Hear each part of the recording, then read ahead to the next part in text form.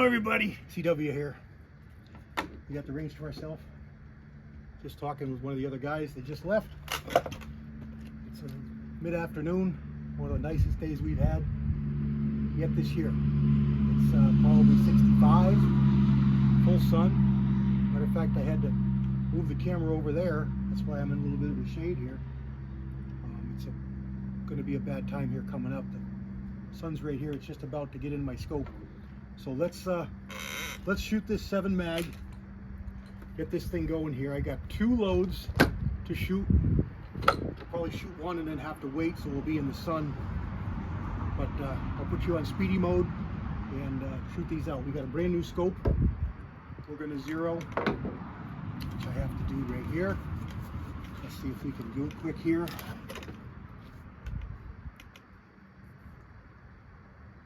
Just going to look right through the bore, look right through the scope, and actually we're pretty good. Looks like I'm quite a bit high, but left and right I'm really good. So let's just send one. I didn't bring any. Darn it! I didn't bring any. I just brought loads to shoot. So let me adjust this just a little bit. Hopefully I can get this on paper really quick, because I didn't bring my sighters. That was not good on my part. Well, this has got capped turrets. I'm so used to regular exposed turrets lately. This is a Sig Sauer scope that you've seen the video on. It's a Buckmaster 4 to 16.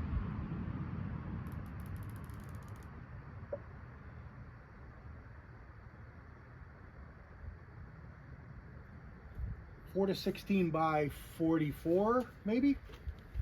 Looks pretty good. It's got a DOA reticle in it, capped turrets, so it's a hunting scope. It ought to be really good, 30 millimeter, so it ought to be really good on this rifle.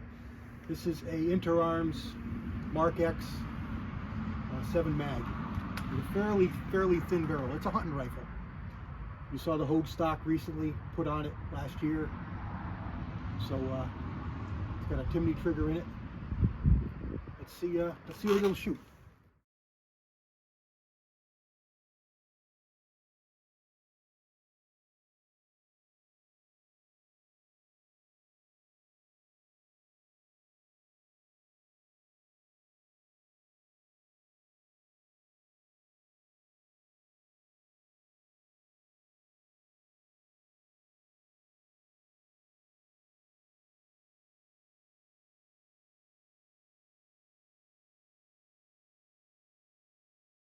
Let's shoot a shot over the chronograph. First ammo batch is done. We got some pretty good groups out there.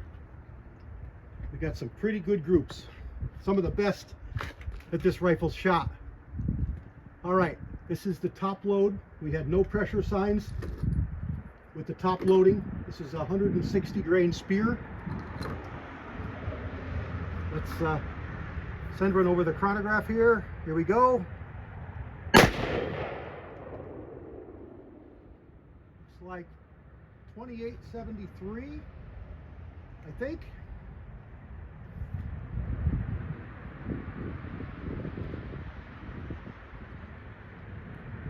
I think so. Just shy of 2900. So not awful. I would have rather seen in the 29s for a top load, but not awful. Let's let this cool off, get reset up, and shoot the second load. Okay. I moved the camera around a little bit. Let's shoot the last load.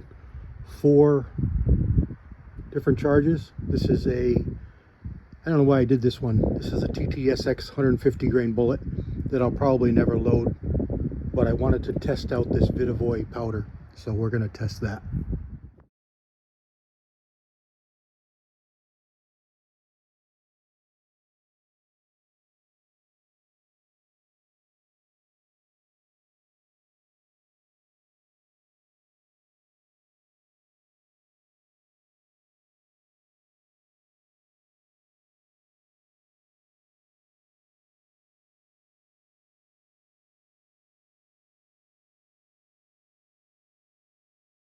We've got almost no wind, and yet the gods of the range have decided that my target needs to be torn off and thrown to the ground.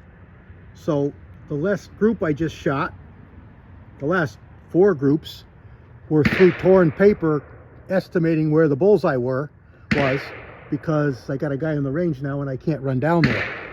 I've totally lost my target. You just saw it flop around if you look real close. Hopefully it's there when I get down there, because that's where our bullet holes are to prove our load. Kind of disgusted right now, as you can tell. It's not windy. There's no reason that had to get torn off, but it's stapled like crazy. I stapled the crap out of it. It's got stickers on it. It shouldn't have torn off, but it did. So the last thing we're going to do here is we're going to run over the chronograph. I was able to shoot through all 4 of those TTSX loads. No major pressure signs. I did get some flattening primers, but normal. It's a Magnum. Everything was fine. Bolt lift was fine. Noise was fine. Ejection was fine. So let's see what this 150 grain bullet is moving along at with the Vita Void powder. I'm going to move you over and zoom you in on the chronograph here. Hopefully you guys can see it. I don't know about the phone, but if you're watching on TV, maybe you can. I'll look and call it out after I shoot. So let's send it downrange and see what we get. Just one shot.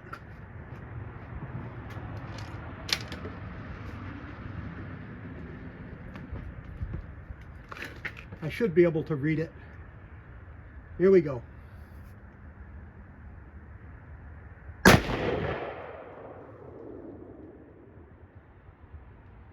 Looks pretty slow. I think it's 26. Let me turn my parallax all the way up.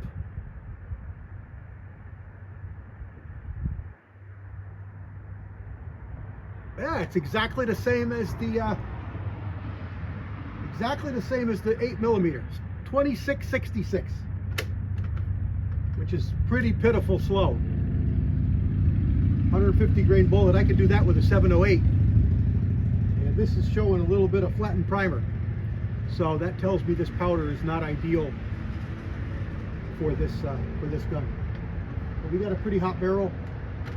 Overall, I like this scope a lot. It's really nice. The only problem with it is the extended little wand it's got on it to help you move the power. It hits the bolt on full power. I'll bring you over here and we'll look at it a little more.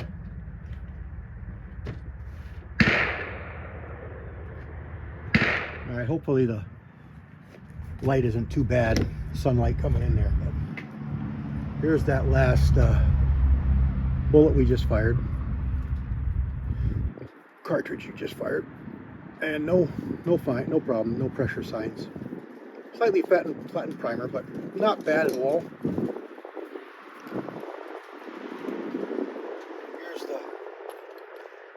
Story with my bolt lift. Here's the tension. There's 16 power. There's 4 power. So I like the fact that it's over there because, you know, as a hunting gun, you're going to be using the lower powers more. And even if you climb up in power, you know, you're probably only going to be, you know, you may not be all the way over. But all the way over, when you lift this up, see it crashes? It crashes in anything above 14 power. Below 14 power, it could be over there. So it's not a killer. I just pushed it out of the way every time I racked the bolt and then put it back. So not a killer, but that's what I found. So it's pretty well zeroed. Again, these are capped turrets, which is for a hunting rifle. It's, you know, preferred. Overall, it's a pretty nice scope for the price. Available on Amazon. 30mm. I do like it. I do like it a lot. We got some good loads with that last load, and hopefully we don't lose our target out there, and I can show it to you because I had some what appeared to be 1-inch range targets. I don't know why I loaded that anyway, but whatever. Okay. Let's go and look at the targets. Once I get a ceasefire. All right, here's the 7 mag with the 150 grain. This is the last groups that we made. There's the first 3, second 3, third 3, and fourth 3. So it looks like 2 in one hole and then 1 there. So that one there is probably the best shooting. I think that's 2. Yeah, that's 2. That's 3. So that's inside. That's inside an inch. And this one here is pretty good. At probably just inside an inch too. But you see what I had to deal with. That's what I was shooting. Now let me get our paper, which is way over here behind the targets, blown off into the woods. For what reason, I don't know, because there's no wind. There's no wind going on here. And because of that, it's going to be very hard to tell you what we've shot, because I need 6 hands to hold targets up and hold things back. And so I'm going to have to just pull it down. I got a guy waiting for me. I can't do this. So I'm going to pull this down and we'll look at it back at the bench. It's going to be a little ugly, but that's what we got. Stand by. Okay, so sorry for what we've got to deal with here with the sun and everything, but here is the 7 mag with those first few loadings. Now that right over there, the first 3 shots, second 3 shots, so half a grain higher, third 3 shots, that's pretty darn good, and fourth 3 shots, that's pretty darn good. That's inside an inch, and that one was almost 2,900 feet per second with 160 grain spear with H4350 powder. So I could live with that. I could live with that for sure. That was pretty good too. I didn't check the velocity, but it's probably not a lot slower. So we're gonna experiment more with this. I didn't get pressure signs, so we're gonna go up a little more and see what we can get. If I can get into the mid 29s, I would be thrilled, because that's what a 7 mag should be with a 160 grain bullet, right near 3,000. So there we go. Sorry for the CF this end of this video became. We're getting a little bit of wind, as you can see, but it's not bad. It's just breezy, not nearly enough to tear this paper off. Now, you know, I had it stapled all 4 corners and in the middle. You can see the tears. You can see where the paper torn is. Staple hole, staple hole. I had it all over the place, but nothing in the middle. And this is just newsprint, so it's pretty light paper. I won't call it tissue paper, but it's not much heavier. So that's probably part of the problem. But you'd think it would stay, but it doesn't. All right. God bless everybody.